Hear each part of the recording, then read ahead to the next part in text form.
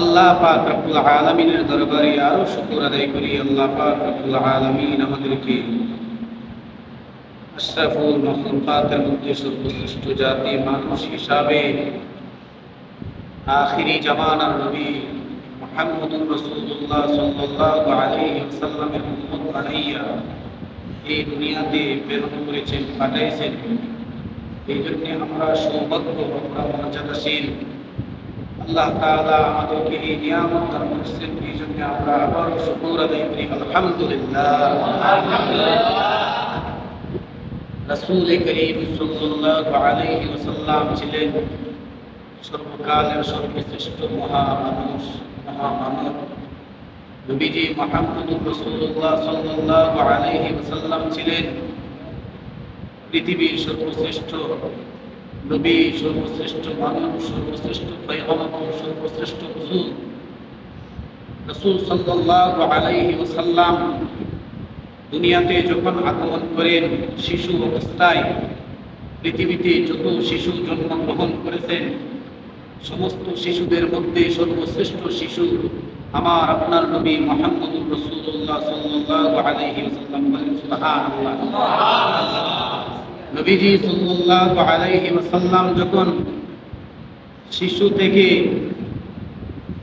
কৈশোরে পৌঁছলেন, পৃথিবীর বুকে যত কৈশোর আছে সমস্ত কৈশোরদের মধ্য থেকে রাসূল করিম সাল্লাল্লাহু আলাইহি ওয়াসাল্লাম সর্বশ্রেষ্ঠ কৈশোর। বলেন সুবহানাল্লাহ।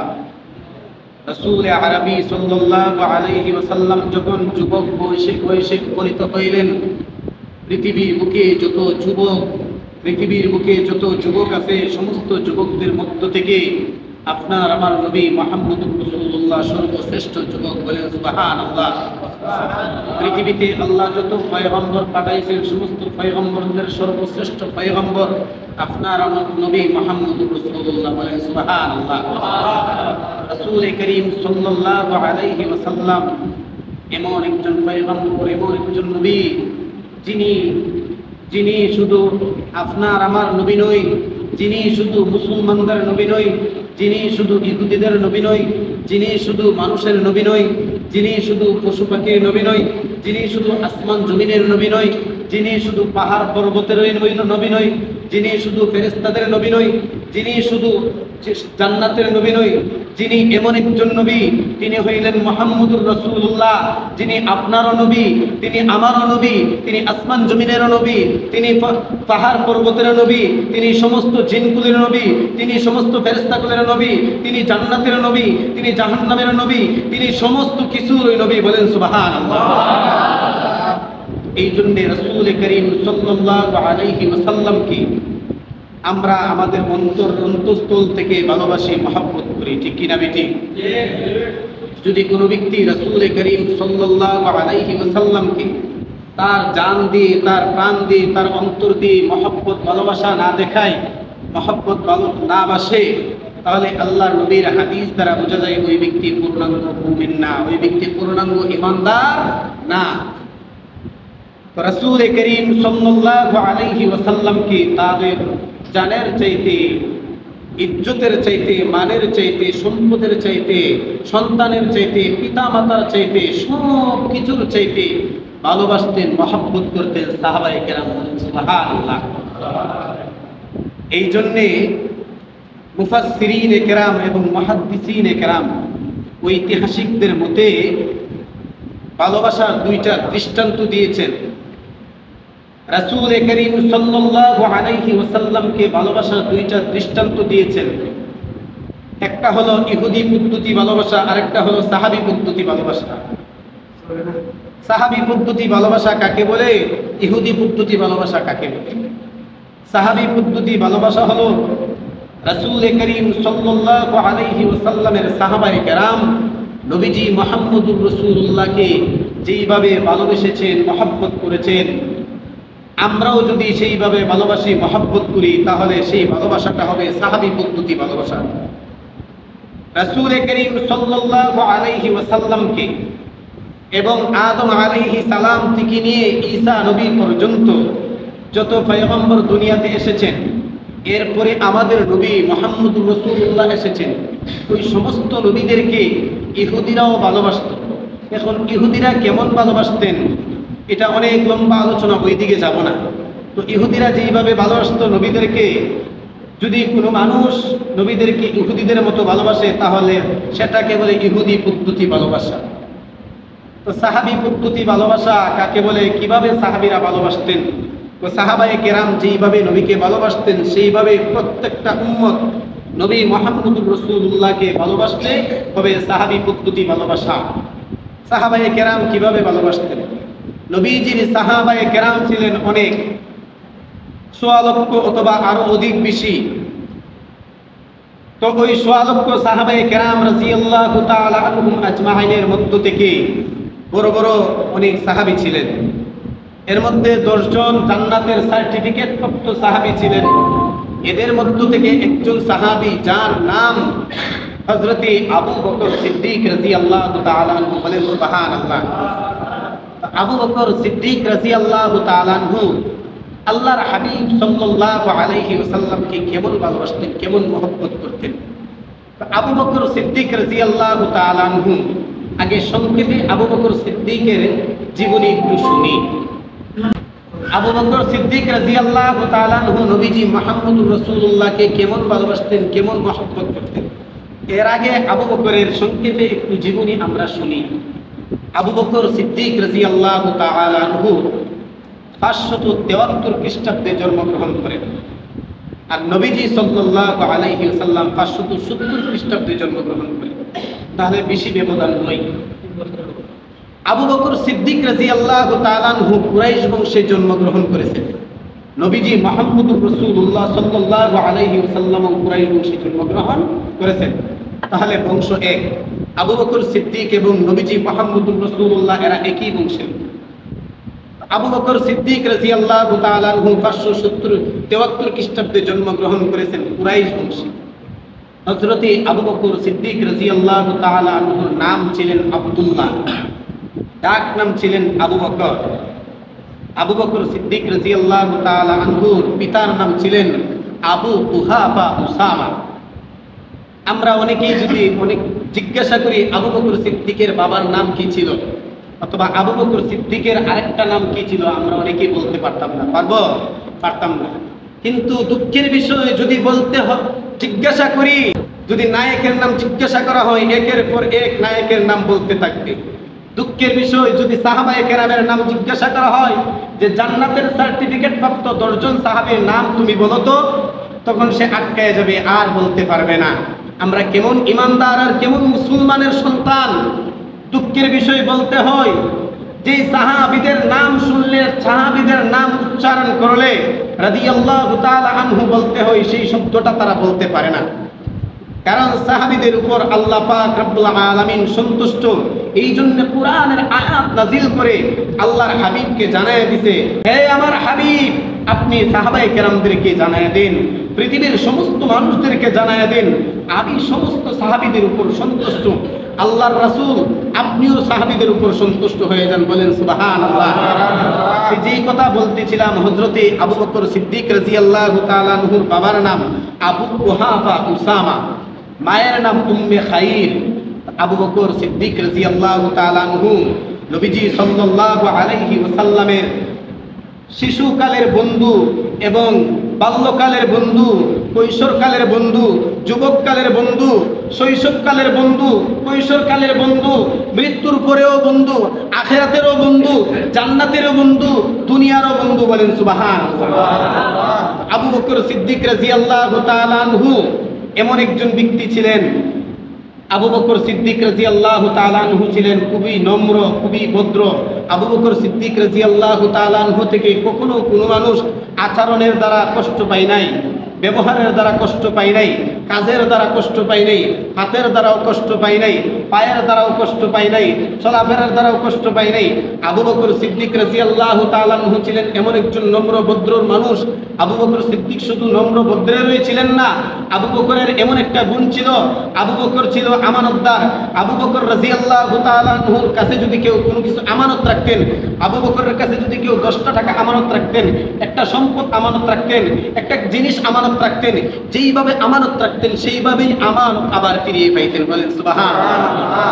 কিন্তু আপনার আর আমি অবস্থা এমন দাঁড়াইছে, যদি আপনার কাছে আর আমার কাছে 10টা টাকা কোনো ব্যক্তি আমানত রাখে, তাহলে এই 10টা টাকা আর এই 10টা টাকা আমানত ফিরিয়ে দিতে পারি না, আর ওই 10টা টাকা আমানত ফিরিয়ে নিতে পারে না। ওই যদি নতুন একটা 10 টাকা নোট আমানত রাখে, আমি তাকে 36 বছরের যত পুরাতন 10 টাকা আছে তাকে ফিরিয়ে দিই। এটা আমানত তো হইলই না, বরং আমানতের খেয়ানত হইছে। আর আমানতের খেয়ানত করার কারণে সে কাল কিয়ামতের কঠিন ময়দানে আল্লাহর সামনে জবাবদিহি করতে হবে।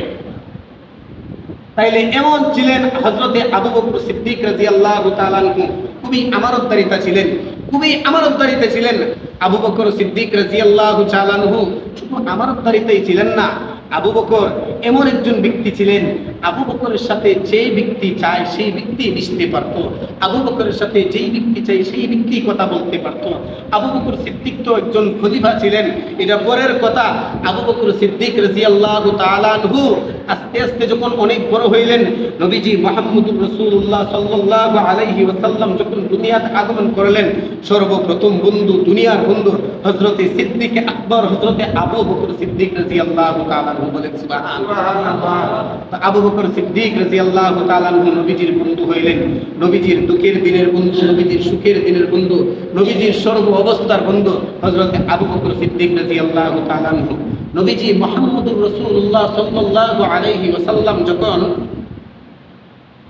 40 বছর বয়সে নবুয়ত প্রাপ্ত হইলেন, 40 বছর বয়সে যখন নবুয়ত প্রাপ্ত হইলেন, এর আগেও নবী ছিলেন। অনেকেই প্রশ্ন করতে পারেন, 40 বছর বয়সে নবীজি মুহাম্মদুর রাসূলুল্লাহ নবুয়ত প্রাপ্ত হইলেন, নবী হইলেন, এর আগে কি নবী ছিলেন না?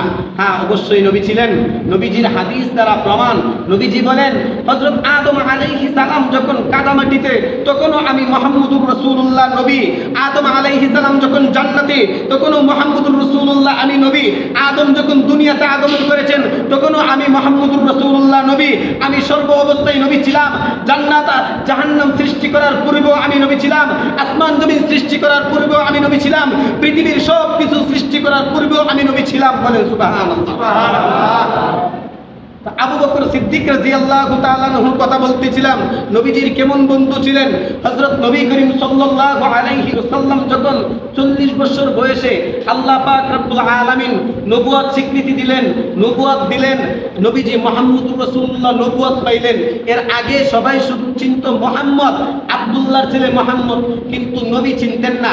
40 বছর বয়সে আল্লাহর নবী সাল্লাল্লাহু আলাইহি ওয়াসাল্লামকে নবুয়ত দিলেন। তখন এই কথাটা কাকে বলবেন, কে শুনবে? কিন্তু কাহারো কাছে বলতে পারেন নাই। হঠাৎ করে একটা কথা যদি কেউ বলে ফেলে, ওই কথাটা তাৎক্ষণিক কেউ বিশ্বাস করবে না এবং করতেও পারে না, বরং তাকে নিয়ে আরো তিরস্কার করবে। ঠিক কিনা বেটি? তিরস্কার করবে। কিন্তু নবীজি মুহাম্মদুর রাসূলুল্লাহ সাল্লাল্লাহু আলাইহি ওয়াসাল্লামের চাল চলনে, নবীজির আদর্শে সমস্ত কাফির বেঈমানরা, সমস্ত ইহুদি খ্রিস্টানরা, মক্কার সমস্ত কুরাইশেরা, মক্কার যত গোত্র আছেন সমস্ত গোত্রের মানুষেরা নবীজির প্রতি মুগ্ধ। নবীজির আচার আচরণে, নবীজির চলাফেরায়, নবীজির আদর্শে সবাই তাকে মহব্বত করে, সবাই তাকে ভালোবাসে এবং সবাই নবীজি মুহাম্মদুর রাসূলুল্লাহর কাছে আমানত হিসাবে একটা জিনিস রাখে। এই জন্য নবীজি মুহাম্মদুর রাসূলুল্লাহকে তারা একটা টাইটেল দিয়েছিলেন, সেই টাইটেলটা হলো আল আমিন। বলেন সুবহানাল্লাহ। কি দিয়েছেন? আল আমিন। আল আমিন শব্দের অর্থ হলো বিশ্বাসী, বিশ্বস্ত। এই জন্য তারা আল আমিন দিয়েছিলেন, কারণ নবীজিকে তারা অনেক ভালোবাসতেন, মহব্বত করতেন। নবীজির কাছ থেকে, মুহাম্মদুর রাসূলুল্লাহর কাছ থেকে কোনোদিন কোনো কিছু বিশৃঙ্খলতা পাই নাই এবং কোনো অসঙ্গতি পাই নাই। নবীজির কাছ থেকে কোনো জিনিস ঘটে নাই যে নবীজির কাছ থেকে তারা দুঃখ পেয়েছে, কষ্ট পেয়েছে। এই জন্য তারা নবীকে আল আমিন বলে ডাকতেন, আল আমিন বলে ডাকতেন। কিন্তু 40 বছর বয়সে যখন আল্লাহ পাক রব্বুল আলামিন নবীজি মুহাম্মদুর রাসূলুল্লাহকে নবুয়তি দিলেন, নবুয়ত দান করলেন, নবীজি যখন 40 বছর বয়সে নবুয়ত প্রাপ্ত হইলেন, তখন তো তাদের মাথার মধ্যে, তখন তো তাদের অন্তরের মধ্যে একটা কুধারণা, কুচিন্তা ঢুকে গেল। বলেন নাউযুবিল্লাহ। তো নবীজি সাল্লাল্লাহু আলাইহি ওয়াসাল্লাম 40 বছর বয়সে নবুয়ত প্রাপ্ত হওয়ার পরপরই সর্বপ্রথম এই নবুয়তের কথাটা এবং তাওহীদের দাওয়াত, কালিমার দাওয়াত, হযরতে আবু বকর সিদ্দিক রাদিয়াল্লাহু তাআলা আনহুর কাছে গেলেন। বলেন সুবহানাল্লাহ। আল্লাহর নবী রাহমাতুল লিল আলামিন হযরতে আবু বকর সিদ্দিক রাদিয়াল্লাহু তাআলা আনহুর কাছে গেলেন। হে আবু বকর, আল্লাহ পাক রব্বুল আলামিন আমাকে নবুয়ত দান করেছেন। বলেন সুবহানাল্লাহ। সুবহানাল্লাহ। যেই মাত্র আল্লাহর নবী আবু বকর সিদ্দিক রাদিয়াল্লাহু তাআলা আনহুকে বললেন, হে আবু বকর, আল্লাহ পাক রব্বুল আলামিন আমাকে নবুয়ত দান করেছেন, আমি এই পৃথিবীর আখিরি জামানার নবী। হযরত আবু বকর সিদ্দিক রাদিয়াল্লাহু তাআলা আনহু আল্লাহর নবীকে আর কোনো প্রশ্ন করলেন না, কোনো কথাও জিজ্ঞাসা করলেন না। আবু বকর স্বীকার করে নিলেন। আবু বকর স্বীকার করে নিলেন, বললেন, ওগো আল্লাহর নবী, হ্যাঁ সত্য, আপনি মুহাম্মদুর রাসূলুল্লাহ, আপনি আল্লাহর নবী, আমি মেনে নিলাম, আমি মেনে নিলাম। বলেন সুবহানাল্লাহ। সুবহানাল্লাহ। এরপরে নবীজি মুহাম্মদুর রাসূলুল্লাহ সাল্লাল্লাহু আলাইহি ওয়াসাল্লাম হযরতে আবু বকর সিদ্দিক রাদিয়াল্লাহু তাআলা আনহুকে বললেন, তুমি যদি আমার নবুয়াতের বিশ্বাসী হয়ে থাকো, আমার নবুয়াতের স্বীকারোক্তি দাও, তাহলে তুমি পড়ে নাও কালিমা তাইয়্যিবা লা ইলাহা ইল্লাল্লাহ মুহাম্মাদুর রাসূলুল্লাহ। বলেন সাল্লাল্লাহু আলাইহি ওয়াসাল্লাম। আল্লাহর নবী যখন হযরতে আবু বকর সিদ্দিককে কালিমার দাওয়াত দিলেন, নবীজি মুহাম্মদুর রাসূলুল্লাহ সাল্লাল্লাহু আলাইহি ওয়াসাল্লামের কালিমার দাওয়াতে হযরতে আবু বকর সঙ্গে সঙ্গে কালিমা পড়ে মুসলমান হয়ে গেলেন। আবু বকরকে নবীজি জিজ্ঞাসা করলেন, যে আবু বকর, তোমাকে আমি আমার নবুয়তের কথা জানানোর পরে তুমি আমাকে কোনো প্রশ্ন করলেন না, কোনো কথাও জিজ্ঞাসা করলেন না। আমি কালিমার দাওয়াত দিলাম, তুমি সঙ্গে সঙ্গে কালিমা পড়ে মুসলমান হয়ে গেলে, কেন তুমি কি আমাকে একটু জিজ্ঞাসা করলে না? আবু বকর সিদ্দিক রাদিয়াল্লাহু তাআলা আনহু বলেন, ইয়া রাসূলুল্লাহ, ইয়া হাবিবাল্লাহ, ওয়া আল্লাহর পয়গম্বর, আমি আপনাকে দেখতেছি, আপনি আমার বাল্যকালের বন্ধু, ছোটকালের বন্ধু, শিশুকালের বন্ধু। ছোট থেকে আপনার সাথে চলাফেরা আমার, আমি কোনোদিন আপনার কাছে কোনোদিন মিথ্যা কথা শুনতে পাই নাই, আপনার কাছে কোনোদিন আমি মুশৃঙ্খলা দেখতে পাই নাই। আপনার চরিত্র, আদর্শ চরিত্র, আপনার চরিত্রের তুলনা হয় নাই। ওগো নবীজি, ওগো মুহাম্মদুর রাসূলুল্লাহ, আপনি যা বলবেন সব সত্য কথা বলবেন, এই জন্য আপনার বুদ্ধি কোনোদিন মিথ্যা কথা হইতে পারে না, বলতে পারে না, মিথ্যা কথা বের হইতে পারে না। আপনার জবান দিয়ে যে কথাগুলো বের হবে সবগুলো সত্য বের হবে। যেই মাত্র আপনি আমাকে বললেন আপনাকে আল্লাহ তাআলা নবুয়ত দান করেছেন, আমি সঙ্গে সঙ্গে এই জন্য বিশ্বাস করে নিয়েছি যে আসলে আপনি সত্য নবী। আপনি যখন আমাকে কালিমা দাওয়াত দিলেন, আমি সঙ্গে সঙ্গে কালিমা পড়ে মুসলমান হয়ে গেলাম। এই জন্য মুসলমান হয়ে গেলাম যে আল্লাহ আপনাকে ঠিকই সত্য নবীর রূপে দুনিয়াতে প্রেরণ করেছেন। কারণ নবীদের আদর্শ এমনই হয়, নবীদের আদর্শ এমনই হয়, কোনোদিন কোনো নবীদের কাছ থেকে কোনো মানুষ কষ্ট পায় নাই, আচরণের দিক থেকেও কষ্ট পায় নাই, ব্যবহারের দিক থেকেও কষ্ট পায় নাই, চলাফেরার দিক থেকেও কষ্ট পায় নাই। আমি আবু বকর আপনার কাছ থেকে কোনোদিন এই ধরনের কোনো অসঙ্গতি দেখি নাই, কোনো খারাপ আচরণ দেখি নাই। এই জন্য আমি আবু বকর সত্য মেনে নিলাম, আপনি সত্য নবী। বলেন সুবহানাল্লাহ। জুড়ে বলেন সুবহানাল্লাহ। সঙ্গে সঙ্গে হযরতে মুহাম্মদুর রাসূলুল্লাহ সাল্লাল্লাহু আলাইহি ওয়াসাল্লাম হযরতে আবু বকর রাদিয়াল্লাহু তাআলা আনহুকে উপাধি দিয়ে দিলেন যে আবু বকর, আজ থেকে তুমি শুধু আবু বকর না, তুমি হইলা হযরতে আবু বকর সিদ্দিক। বলেন সুবহানাল্লাহ। সিদ্দিক শব্দের অর্থ হলো সত্যবাদী। সিদ্দিক শব্দের অর্থ হলো সত্যবাদী, এই নিষ্ঠা এবং বিশ্বস্ততা।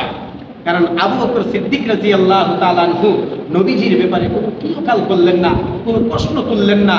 নবীজি যেইভাবে কালিমার দাওয়াত দিলেন, সঙ্গে সঙ্গে হযরতে আবু বকর সিদ্দিক রাদিয়াল্লাহু তাআলা আনহু কালিমা পড়ে মুসলমান হয়ে গেলেন। এই ছিল হযরতে আবু বকরের ভালোবাসা আর মহব্বত। হযরত আবু বকর সিদ্দিক রাদিয়াল্লাহু তাআলা আনহু নবীজি মুহাম্মদুর রাসূলুল্লাহকে কেমন ভালোবাসতেন, কেমন মহব্বত করতেন। নবীজি মুহাম্মদুর রাসূলুল্লাহ সাল্লাল্লাহু আলাইহি ওয়াসাল্লামের কালিমার দাওয়াতের প্রথম মুসলমান হইলেন হযরতে আবু বকর সিদ্দিক রাদিয়াল্লাহু তাআলা আনহু। নবীজি সাল্লাল্লাহু আলাইহি ওয়াসাল্লাম আবু বকরকে বললেন, আবু বকর, তুমি মুসলমান হয়ে গেছো, কালিমা পড়ছো, তুমি যে মুসলমান হইছো এই কথাটা কাহার কাছে প্রকাশ করিও না। এটা হলো ইসলামের প্রথম যুগ, কারণ এখনো